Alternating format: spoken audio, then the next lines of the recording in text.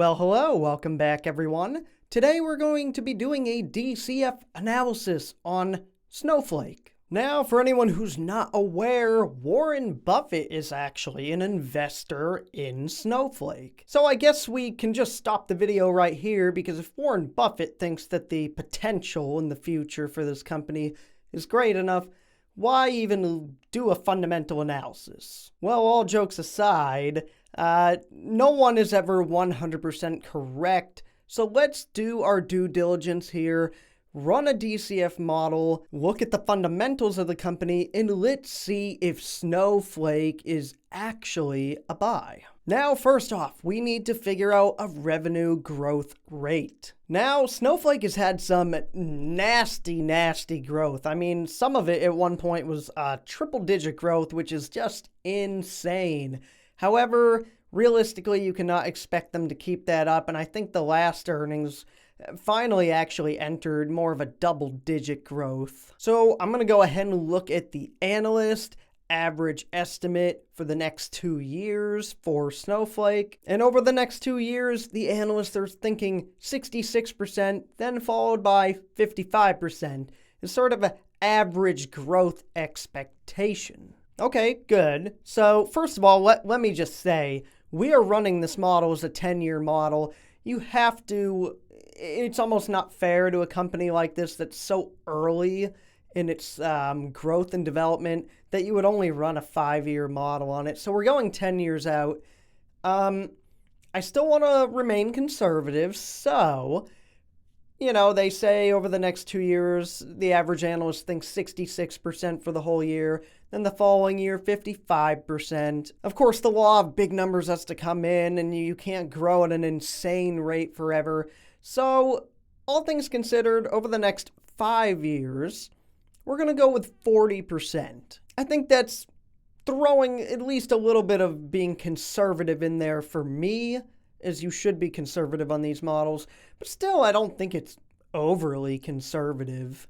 Okay, now, by that point, after 5 years, Snowflake is going to be much bigger, and I think it's fair to just drop off to 20% on the last 5 years. Okay, last thing we need to talk about before we get to the model is the free cash flow margin. Now, their free cash flow margin for the last quarter was actually pretty good. The margin came out to 18.42%.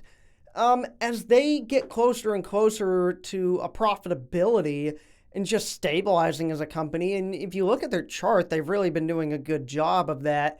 But as they stabilize more, you should expect that, as this company matures, you should expect good free cash flow margins. Free cash flow margins are always very high on tech companies. This is a cloud-based company and definitely will in the future. You should expect higher free cash flow margins. Then let's say comparing it to something like retail, which would have lower margins. Now, even with that last quarter alone being 18.42%, we're not going to go based off that one number. First of all, that would be a little aggressive, I'd argue. However, I was looking over the earnings for the last quarter, and through all, the 10K I looked at, and I looked at the investor's presentation, I noticed Snowflake for the next year is actually saying we expect on average a free cash flow margin of 15%. I kind of like that was presented there, because not all companies do that. So that was a great number to have there. So 15% for the next year. Now remember, I do want to be conservative with the free cash flow margin, but at the same time, the 15% is only for that 1 year they're talking about. We have to assume it's going to get better over the next 4 years after that, but yet I want to remain conservative.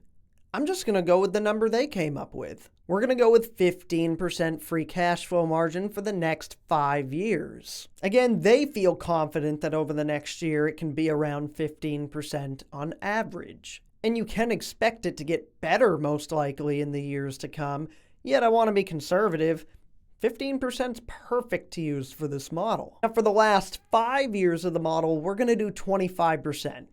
I'm sure some people are going, What? How'd you jump from 15 to 25? Look, the fact of the matter is big tech companies, once they've matured more, always tend to have really, really good free cash flow margins.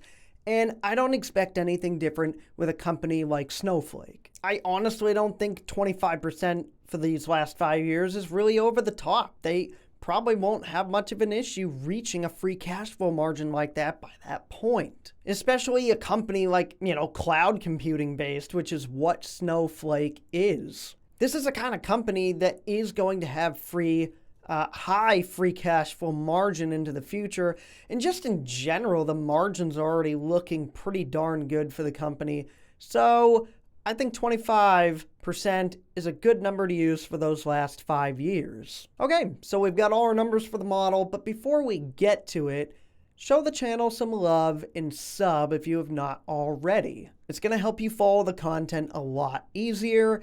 And if you are liking this video so far, make sure you give the video a thumbs up. And with that, let's go ahead and get right into the model. Okay, now as we said, we'll grow the company out by a 40% growth rate for the first 5 years, which grows it to about $6.5 billion in revenue. Then over the last 5 years, we grow it at 20%, which will end it at about $16.3 billion in revenue by 2032. We apply a free cash flow margin of 15% to all those projected revenues. And we also do it on the last 5 years with a 25% free cash flow margin. We also need a terminal value for the company, which we can get by applying a weighted average cost of capital, as well as a perpetual growth rate. In this case, we use 7.5%. I get this figure from finbox.com. It's a lovely website to get a weighted average cost of capital if you want to run your own models, because realistically, try calculating your own weighted average cost of capital. Not going to happen, and this website is literally devoted to doing specifically that. Once you have your terminal value, now we need to discount all of the projected future free cash flows and that terminal value. I'm discounting it by 12%, and after we get all those figures, we add them up, divide by the current shares outstanding, and you get an intrinsic value of about 110.01, or we'll call it $110 a share. Okay, everyone, so here's the deal. The share price came out to $110 a share. The current share price is $155 a share, so according to the model, it is definitely currently overvalued. Now, what I didn't work into this model is that share dilution actually has been pretty bad for Snowflake so far. I figured it was going to end up being overvalued, so I didn't want to overdo it by working shares outstanding increase in as well. But yeah. I mean, I don't know how it's gonna go in terms of Snowflake getting diluted more. I don't think they're doing it because they need money. I saw in the 10K that all the share dilution came from stock-based compensation.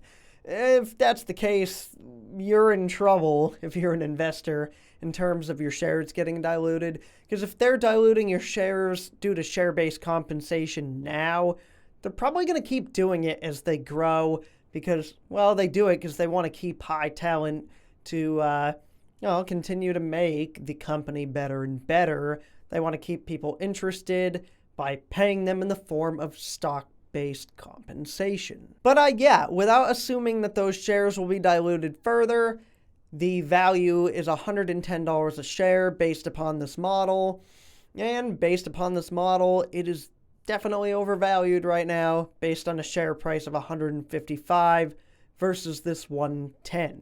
Again, these models are all about your assumptions you put in. You could run your own model and make your own assumptions about the company. If you think the revenue growth rate should be higher over the next 5 years and then following another 5 years, maybe you thought it should have been higher than 20%, or if you think the margins for free cash flow margin should be different, you can change all the numbers you put in to change the outcome. I personally feel that we were conservative as you should want to buy at a discount and you want to be relatively conservative, but I don't feel that I was overly conservative. So based upon the model, I definitely would not be buying Snowflake.